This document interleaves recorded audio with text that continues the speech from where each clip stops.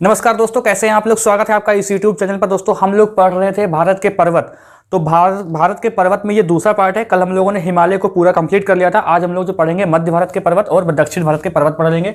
तो ये पूरा कंप्लीट चैप्टर हो जाएगा। आप लोग अगर दोनों वीडियो देख लेते हैं कायदे से तो आपसे कभी भी क्वेश्चन गलत नहीं होंगे। ठीक है, तो वीडियो को बहुत ध्यान से देखें। अगर आपने क्लिक कर दिया है तो थोड़ी देर बने रहिए, आपको समझ में आने लगेगा। तो यहाँ पर देखो, जैसे मैंने कल एक मैप बनाया था वो उत्तर भारत का मैप था। आज हम लोग मध्य भारत का मैप बनाएंगे। पूरा मैप बनाने की जरूरत नहीं क्योंकि इतना बड़ा बोर्ड नहीं है। ठीक है, तो यहां पर हम लोग को जो सीखना है उसी का हम लोग इसी को प्रयोग में लेंगे। ठीक है, तो देखो यहां से बनाते हैं, यहां से।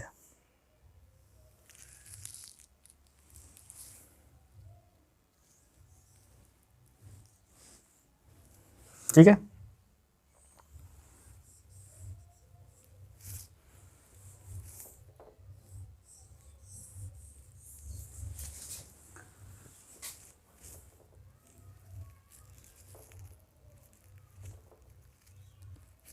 ठीक। तो यहां पर देखो, मैं जो पर्वत श्रृंखला है ना उसको मैं यहां पर लिखूंगा, उसके बारे में डिस्कस यहां पर होगा। तो इसका भी प्रयोग करेंगे और यहां पर जो पॉइंट लिखे जाएंगे वो भी आपके काम में आएंगे। ठीक है, वही तो आपका मेन काम है। ठीक है, यहां पर क्या लिखेंगे पहले, सबसे पहले देखते हैं कौन सा पर्वत, ये अरावली। ठीक है, अरावली। तो अरावली के बारे में जान लेते हैं। देखो अरावली जो है ना, ये विश्व का जो है प्राचीनतम पर्वत श्रेणी है अरावली। और 570 मिलियन वर्ष पूर्व इसका विकास हुआ था। 570 मिलियन वर्ष पूर्व इसका विकास हुआ था अरावली पर्वत का। और ये किस किस राज्य में कवर करता है, तो यहां पर पहले डाल देते हैं हेडिंग है अरावली। यार मैं एक बार देख लीजिए मैप कहां तक दिख रहा है, क्योंकि अब ये बैक जो है कैमरे से शूट होता है। देखो अरावली के बारे में कुछ पॉइंट जान लेते हैं। जैसे इसका जो विकास है, इसका क्षेत्र कहां तक है, तो देखो यहां पर तो गुजरात हो गया। ठीक है, गुजरात हो गया, राजस्थान और हरियाणा। तो गुजरात प्लस राजस्थान और प्लस हरियाणा, नीचे लिख लो इसको, हरियाणा। यहां तक ये फैला हुआ है अरावली पर्वत। ठीक है, यहां तक गुजरात, राजस्थान, हरियाणा। तो देखो सबसे प्राचीन है ये, विश्व का प्राचीनतम जितने पर्वत हैं उनमें से एक है। और ये मान के चलिए कि ये सबसे भारत का नहीं, सबसे विश्व का सबसे प्राचीन पर्वत श्रृंखला है अरावली, जो 570 मिलियन वर्ष पूर्व इसका विकास हुआ था। ठीक है, तो इसका विकास क्या हुआ था, 570 मिलियन वर्ष पूर्व इसका विकास कह लें या इसका उद्भव कर लें, कुछ भी। ठीक है, और देखो इस पर्वत पे जो है ना, इस पर्वत श्रृंखला पे एक बहुत ही ऊंची चोटी है जिसका नाम पूछा जाता है, उसका नाम है गुरु शिखर। तो इस पर्वत श्रृंखला पर सबसे ऊंची चोटी का नाम क्या है, उसका नाम है गुरु शिखर। क्या नाम है भाई, सबसे ऊंची चोटी, सबसे ऊंची चोटी उसका नाम क्या है, उसका नाम है गुरु शिखर। गुरु शिखर। ऊंचाई कितनी है इसकी ऊंचाई कितनी है, 1722 मीटर। 1722 मीटर इसकी ऊंचाई है। ठीक है, ये ऊंचाई इतनी इंपॉर्टेंट नहीं है, ये बहुत ही अच्छे लेवल में पेपर में पूछी जाती है। तो ये गुरु शिखर किस पर्वत श्रेणी का हिस्सा है, तो आपको लगाना है अरावली। जो अरावली का क्षेत्र कहां तक है, गुजरात, राजस्थान, हरियाणा तक फैला हुआ है। ठीक है, 570 मिलियन वर्ष पूर्व इसका विकास हुआ था। और सबसे ऊंची चोटी गुरु शिखर जो राजस्थान में स्थित है। ठीक है, राजस्थान में गुरु शिखर कहां है, ये राजस्थान में, ये लिख लेना। ठीक है, राजस्थान, ये पूछा जा सकता है अपना, ये क्वेश्चन आपसे पूछे जा सकते हैं, राजस्थान में। तो ये आपका अरावली होता है। तो अरावली पर्वत समझ गए ना, अरावली पर्वत श्रृंखला आप समझ गए होंगे। तो कहां पर है, गुजरात, राजस्थान, हरियाणा, 570 मिलियन। ये इतने जितने ये जो पॉइंट लिखे हैं यही पॉइंट आपसे पूछे जाएंगे। और ये आपको जरूर याद रखना है कि इसकी जो सबसे ऊंची जो शिखर है उसका नाम क्या है, उसका नाम है गुरु शिखर, जिसकी ऊंचाई कितनी है, 1722 मीटर और राजस्थान में स्थित है। ठीक है, दूसरी बात देखते हैं, आते हैं हम लोग इस पे अब विंध्याचल पर। यहां पर देखो विंध्याचल है, विंध्याचल। तो विंध्याचल के बारे में जान लेते हैं। यहां पर लिखते हैं विंध्याचल पर्वत श्रृंखला। ठीक है, विंध्याचल के बारे में जान लो। इसका फैलाव कहां तक है, तो इसका फैलाव देखिए इसका फैलाव कहां तक है, गुजरात प्लस एमपी यानी मध्य प्रदेश प्लस उत्तर प्रदेश प्लस उत्तराखंड और प्लस झारखंड। कहाँ है भाई? झारखंड। देखो यहां से क्वेश्चन बनने आपके ये स्टार्ट होगा कि इनके जो जो जो विंध्याचल जो पर्वत है ना, ये विंध्याचल पर्वत के नाम जो है अलग अलग अलग अलग जगह पर अलग अलग नाम है। ठीक है, जैसे गुजरात, एमपी, यूपी, ये आपको याद रखना है किसका फैलाव किस किस राज्य में है, तो ये आपको ध्यान रखना है क्योंकि ये बहुत इंपॉर्टेंट चीज है, ये गहराई वाले क्वेश्चन होते हैं। तो ये इसका फैलाव कहां पर है? गुजरात, मध्य प्रदेश, यूपी, उत्तर प्रदेश, और ये यूके नहीं, यूनाइटेड किंगडम नहीं है, उत्तराखंड है, और ये झारखंड। तो देखो क्वेश्चन ये बनता है कि जो इसका जो एमपी यानी ये जो एमपी प्लस यूपी, ठीक है, मध्य प्रदेश और यूपी में जो मध्य प्रदेश प्लस यूपी में जो इसका कुछ जो भाग फैला हुआ है उसका नाम क्या है विंध्याचल पर्वत में? तो उसका नाम क्या है? भारनेर। उसको क्या बोलते हैं? भारनेर की पहाड़ी। भारनेर की पहाड़ी बोलते हैं, यही विंध्याचल पर्वत का ही हिस्सा है ये। ठीक है, ये भारनेर की पहाड़ी। और जो एमपी प्लस यूपी की जो बॉर्डर सीमा पर है ना, बॉर्डर सीमा पर, उसको क्या बोलते हैं? इसको क्या बोलते हैं? इसको बोलते हैं कैमूर। क्या बोलते हैं? कैमूर की पहाड़ी। कैमूर की पहाड़ी ये हिस्सा किसका है? ये हिस्सा विंध्याचल पर्वत का ही है। ठीक है, तो ये देखो जो एमपी और यूपी में जो इसका कुछ जो देखो विंध्याचल पर्वत का कुछ हिस्सा जो है एमपी और यूपी में जो फैला हुआ है ना, एमपी और यूपी पे फैला हुआ है, उसको बोलते हैं भारनेर की पहाड़ी।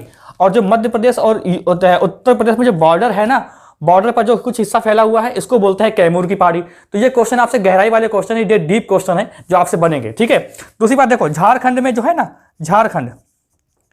झारखंड में जो हिस्सा फैला हुआ है विंध्याचल पर्वत का, उसका नाम क्या है? उसका नाम है पारसनाथ। पारसनाथ की पहाड़ी। पारसनाथ की पहाड़ी पर ही प्रसिद्ध जैन मंदिर स्थित है। ठीक है, पारसनाथ की पहाड़ी पर ही प्रसिद्ध जैन मंदिर स्थित है, जिसकी ऊंचाई है पारसनाथ पर जो पहाड़ी है ना, इसकी ऊंचाई पूछ लेता है। तो इसकी ऊंचाई कितनी है? 1365 मीटर। कितनी है? 1365, ये इसकी ऊंचाई पूछता है, 1365 मीटर। पीएससी का ये क्वेश्चन है। ठीक है, झारखंड में पारसनाथ, ये जो विंध्याचल पर्वत है इसका कुछ हिस्सा झारखंड में जो फैला हुआ है उसको बोलते हैं पारसनाथ की पहाड़ी। और पारसनाथ की पहाड़ी पर ही जैन मंदिर स्थित है। जैन मंदिर, प्रसिद्ध जैन मंदिर जो है पारसनाथ की पहाड़ी पर ही स्थित है और 1365 मीटर इसकी ऊंचाई है। ठीक है, इसका आप स्क्रीनशॉट लो, इसको मिटाते हैं, फिर आगे चलते हैं, अगली पहाड़ी देखते हैं।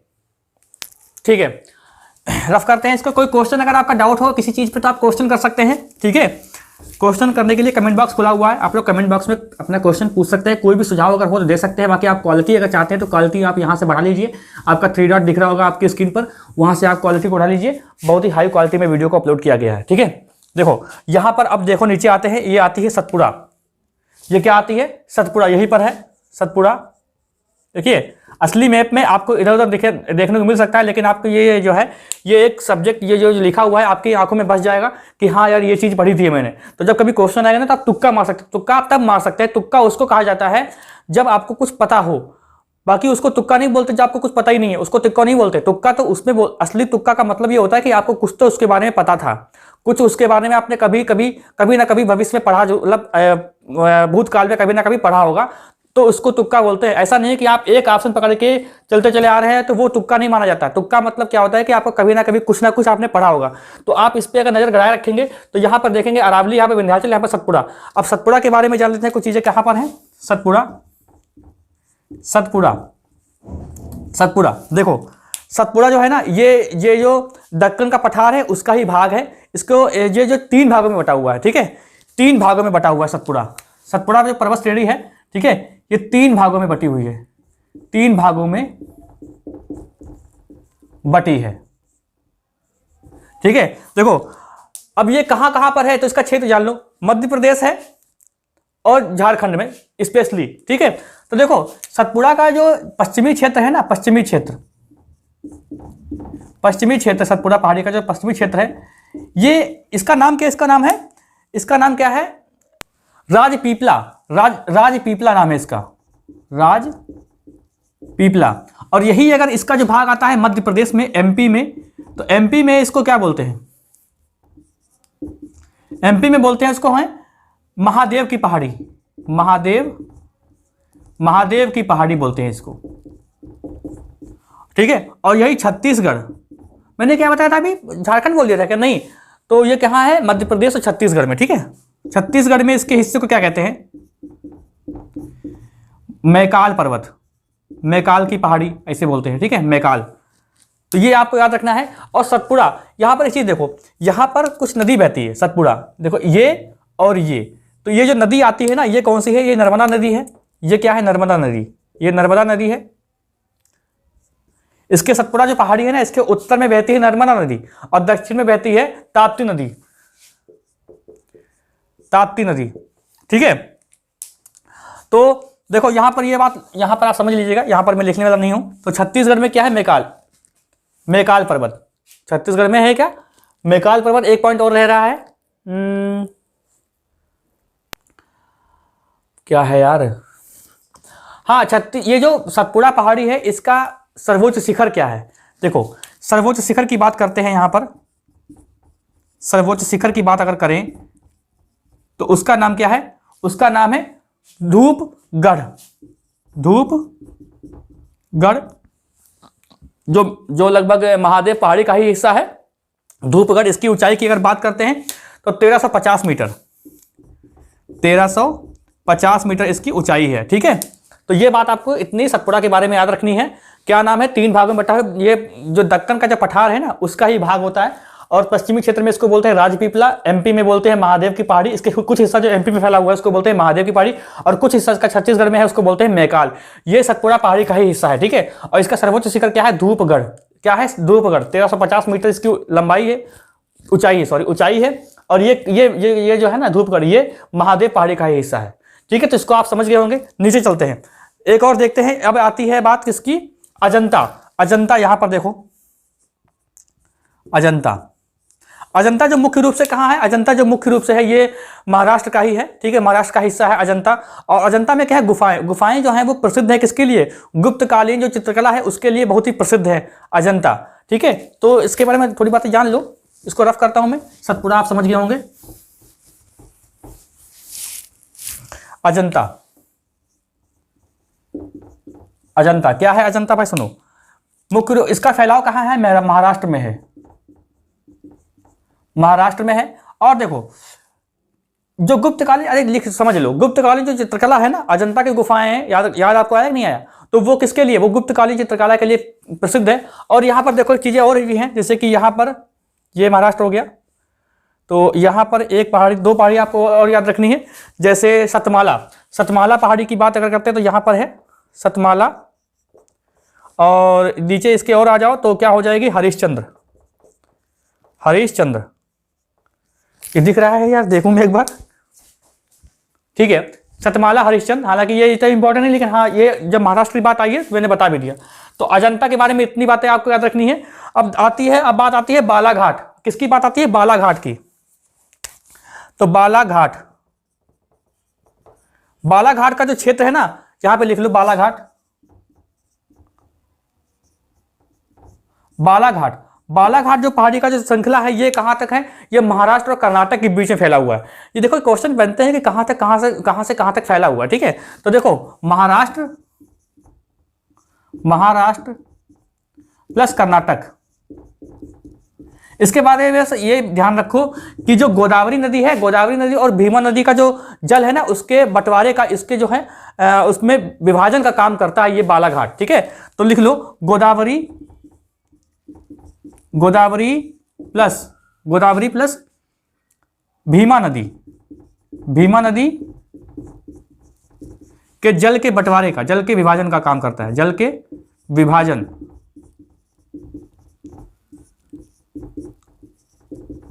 कार्य, ठीक है। तो ये क्वेश्चन आपसे बनेगा कि गोदावरी और भीमा नदी के जल का विभाजन कौन सी पर्वत श्रेणी करती है? तो आपको लगाना है बालाघाट, जिसका विस्तार कहां से कहां तक है? उसका विस्तार है महाराष्ट्र और कर्नाटक के बीच में, ठीक है। महाराष्ट्र और कर्नाटक के बीच में इसका विस्तार है। तो ये देखिए कहां पर ये मध्य की बात हो गई। देखो, अच्छा मैंने एक बात आपको नहीं बताई, ये जो पूर्वी घाट में जो पर्वत श्रेणी है, जो पूर्वी घाट में, उसको बोलते हैं पूर्वी घाट, ठीक है। जो पूर्वी घाट में जो पर्वत श्रेणी है वहां बोलते हैं, उसको बोलते हैं पूर्वी घाट। और जो पश्चिमी घाट में जो पर्वत स्थित है ना, उसको बोलते हैं पश्चिमी घाट, जिसको सहारदी पर्वत बोलते हैं। सहारदी क्या बोलते हैं? सहारदी पर्वत बोलते हैं उसको। लिख लो यहां पर पूर्वी घाट, लिख लो भाई, पूर्वी घाट और पश्चिमी घाट। पश्चिमी घाट, सहारदी, ब्रैकेट में लिखो सहारदी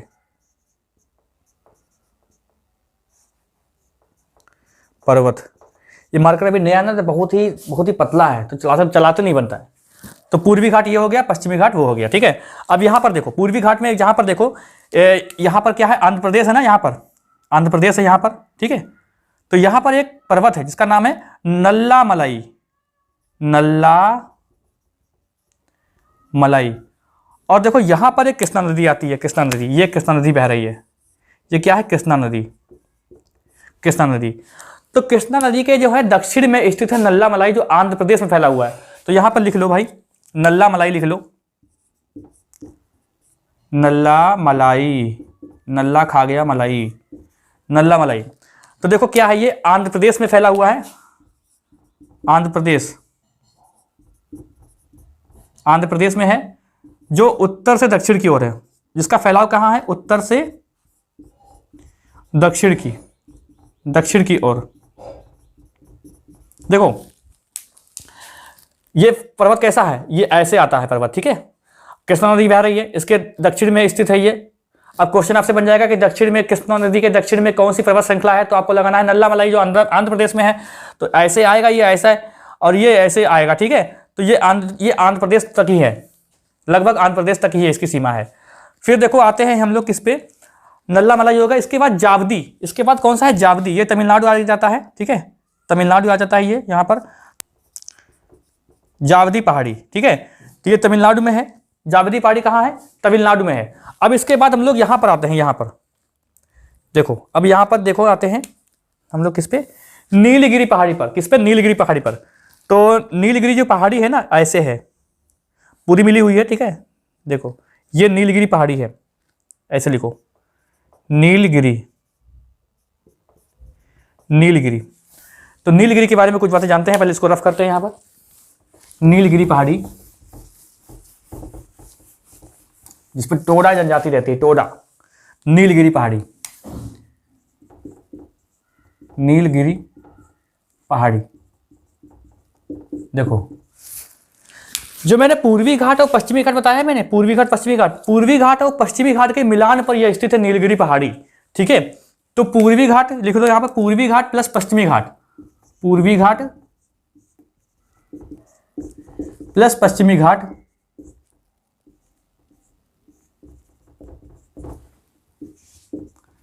के मिलान पर स्थित है, ये पर स्थित है। इसके देखो क्षेत्र कौन कौन से हैं, क्षेत्र देखो, क्षेत्र पूछता है आपसे एग्जाम में। तो देखो केरल, तमिलनाडु और प्लस कर्नाटक, ठीक है। देखो पहाड़ियों की रानी, इसको बोलते हैं पहाड़ियों की रानी। ये क्वेश्चन आपसे पूछा जाएगा, ठीक है। पहाड़ियों की रानी बोलते हैं इसको, पहाड़ियों की रानी कहा जाता है इसको, ठीक है। और देखो इसकी जो सर्वोच्च चोटी है ना, इसको पूछते हैं सर्वोच्च चोटी, इसका नाम है डोडा बेट्टा, जिसकी ऊंचाई कितनी है, डोडा बेट्टा की ऊंचाई कितनी, 2637 मीटर, 2637 मीटर। देखो ये भारत की दूसरी दक्षिण भारत की दूसरी सबसे ऊंची चोटी है ये। तो इसके बारे में बात लिख लो कि दक्षिण भारत की दूसरी सबसे ऊंची चोटी। और देखो जो टोडा जनजाति है ना, टोडा जनजाति वो नीलगिरी पहाड़ी पर रहती है, टोडा जनजाति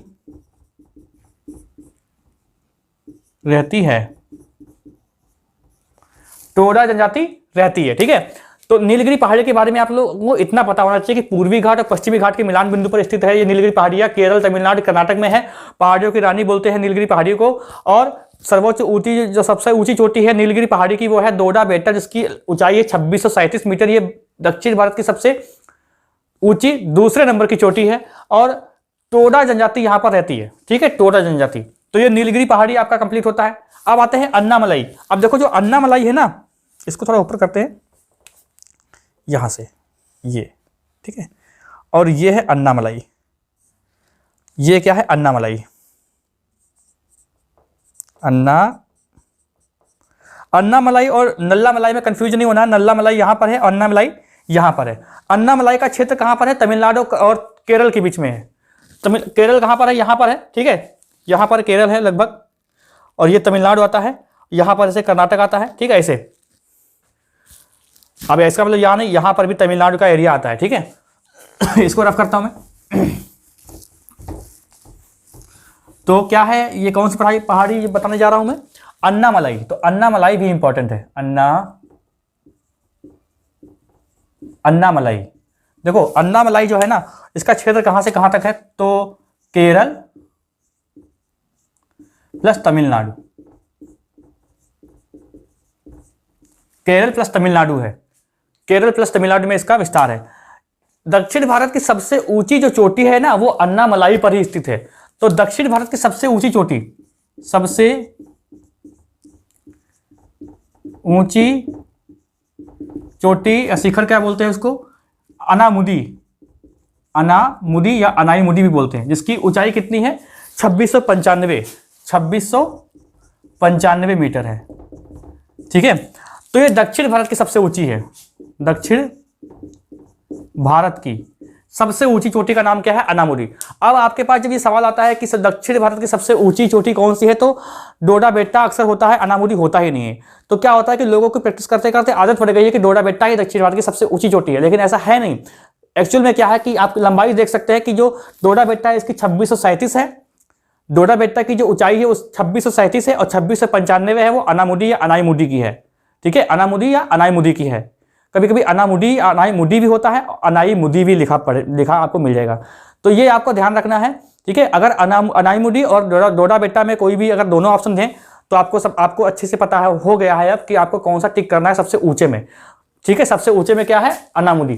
तो ये आपको याद रखना है, अन्नामलाई। अब देखो आते हैं यहाँ पर लास्ट में आती है यहाँ ये वाली।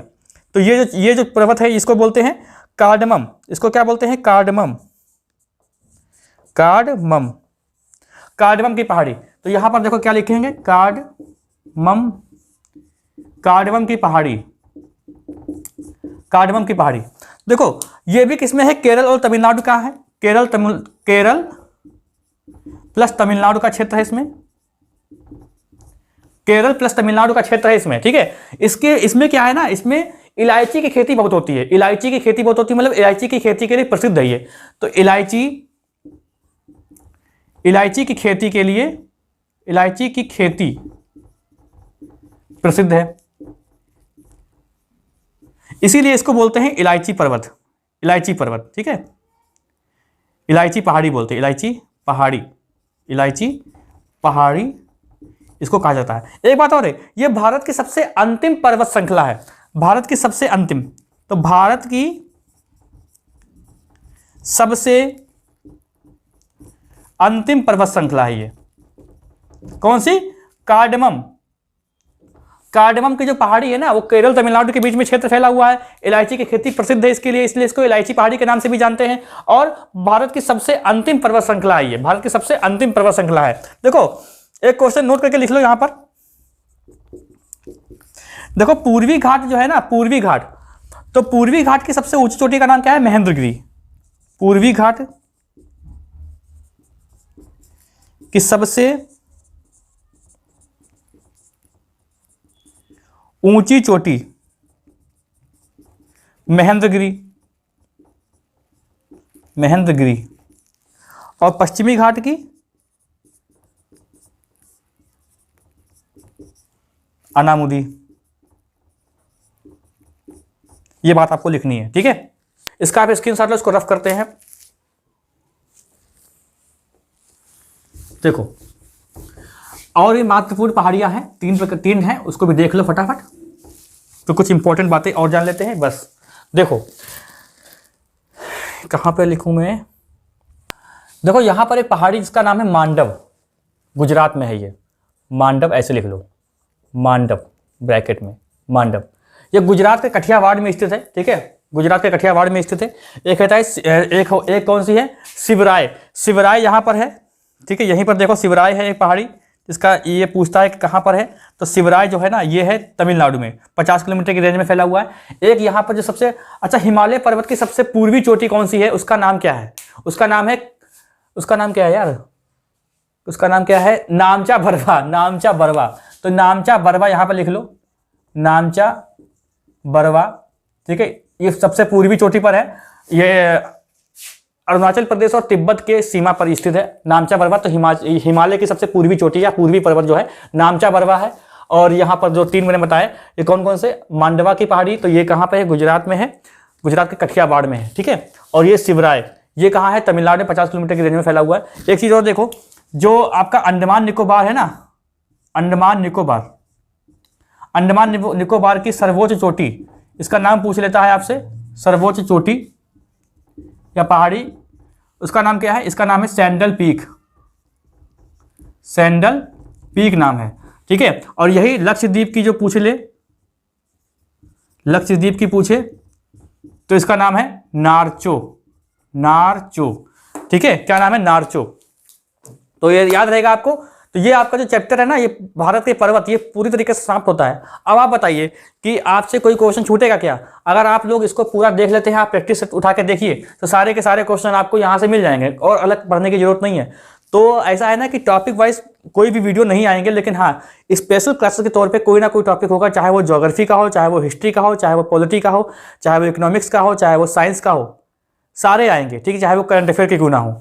तो सारे के सारे टॉपिक जो होंगे वो क्रमानुसार नहीं आएंगे, हाँ अलग अलग, लेकिन हाँ जो मैं टॉपिक उठाऊंगा उसको कवर करवा दूंगा। ऐसा नहीं है मतलब कि मैंने जो है भारत के पर्वत उठाए तो खाली उत्तर भारत ही पढ़ा दिया। अब भारत के पर्वत उठाए हैं तो उसको पूरा तो कंप्लीट करना ही पड़ेगा ना, तो ये 2 पार्ट में आया इसीलिए। तो ऐसे कभी कभी 2-3 पार्ट हो सकते हैं, क्योंकि एक अगर टॉपिक उठाऊंगा तो उसको पूरा कंप्लीट तो कराना ही पड़ेगा ना। तो सिलेबस नहीं, मतलब कोई भी सिलेबस या सब्जेक्ट नहीं उठाऊंगा, ठीक है, जिसको पूरा कंप्लीट कराना पड़े, हाँ टॉपिक उठाऊंगा, ठीक है, चैप्टर। तो कोई अगर डाउट हो किसी चीज़ पे तो आप लोग कमेंट कर सकते हैं और अपने साथियों को शेयर करें, लाइक करें वीडियो को, समझ में आया हो तो। और मिलते हैं अगली क्लास में। कोई डाउट हो तो आप लोग पूछ लीजिएगा, वीडियो को लाइक करें, मत जाइएगा।